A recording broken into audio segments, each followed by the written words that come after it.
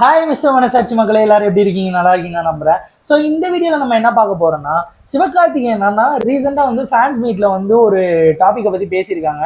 So அவர் பேசல, anchor வந்து question பண்ணதுக்கு அவர் வந்து ஒரு பதில் சொல்லியிருக்காரு. அதோட அந்த முக்கியமான பாட்டை மட்டும் நம்ம பார்ப்போம். பார்த்துட்டு அவர் என்ன மாதிரி தெளிவாக கரெக்டாக பதில் சொல்லியிருக்காருன்றதை இன்னைக்கு நீங்கள் பார்க்க போறீங்க. ரெடியா? 3, 2, 1 ஸ்டார்ட். இடையில எல்லாரும் கோட் படம் பார்த்துருப்பாங்க. அந்த கோட் படத்துல நீங்க ஒரு துப்பாக்கி கொடுக்க முக்கியமான ஒரு கேமியோ பண்ணியிருந்தீங்க. முக்கியமான ஒரு கேமியோ. அது வந்து சில பேருக்கு தெரியும், சில பேருக்கு தெரியாது நீங்க வர்றது. ஆனா வரும்போது தியேட்டர்ல அப்படி ஒரு அப்ளாஸ், அப்படி ஒரு ரெஸ்பான்ஸ் உலகம் பூரா. சிங்கப்பூர்ல கண்டிப்பா, இங்க சிங்கப்பூர்ல காலையில 6:30 மணிக்கு முதல் ஷோ போட்டாங்க. நான் போய் பார்த்தேன். நிறைய பேர் போய் பார்த்தாங்க, நானும் ஒருத்தன். சோ நீங்க வந்து அந்த காட்சி, நீங்க வந்து தளபதி வந்து துப்பாக்கி உங்க கையில கொடுத்துட்டு துப்பாக்கியை பிடிக்கணும் சொல்லுவாரு. அப்ப நீங்க அதுக்கப்புறம் பேசுற டயலாக் அது வந்து நிறைய பேர் நிறைய விஷயமா அதை வந்து எடுத்துக்கிட்டாங்க. உங்க அபிப்பிராயம் அது என்னது? உங்க உங்க உங்க நிறைய பேர் நிறைய கதை சொல்றாங்க. ஆனா உண்மையிலேயே அது என்னன்னு நீங்க நினைக்கிறீங்க?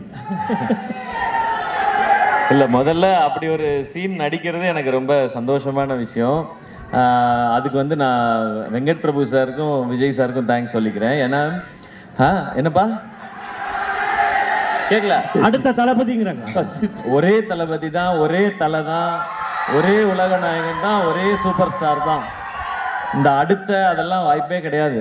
நம்ம வந்து அவங்களெல்லாம் அவங்க சினிமாக்கள்லாம் பார்த்து தான் நான் சினிமாவுக்கு வந்திருக்கேன். அவங்கள மாதிரி ஏதாவது படங்கள் நல்லா பண்ணி ஹிட்டு கொடுத்து அவங்கள மாதிரி ஜெயிக்கணும்னு நினைக்கலாம். அவங்களாவே ஆகணும்னு நினைக்கிறது சரி கிடையாது, தப்புன்னு நினைக்கிறேன் நான். இதுல இருந்து நீங்க என்ன நினைக்கிறீங்க? அவரோட பதில் வந்து தெளிவா கரெக்டா சொல்லியிருந்தாரு. ஒரே தளபதி தான், ஒரே தலை தான், ஒரே சூப்பர் ஸ்டார் தான், ஒரே உலக நாயகன் தான்.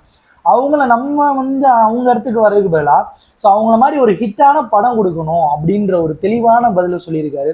ஸோ இந்த மாதிரி தான் பர்சனலாக எல்லாருமே வந்து இன்னொருத்தவங்களா மாறாமல் அவங்களுக்குள்ளே இருக்க திறமையை வெளியில் கொண்டு வந்தாலே அவங்களோட சக்ஸஸ் என்னன்றதை அவங்க பார்த்துடலாம் அப்படின்றத நறுக்குன்னு சொல்லியிருக்காரு. எனக்கு அதுதாங்க புரிஞ்சு.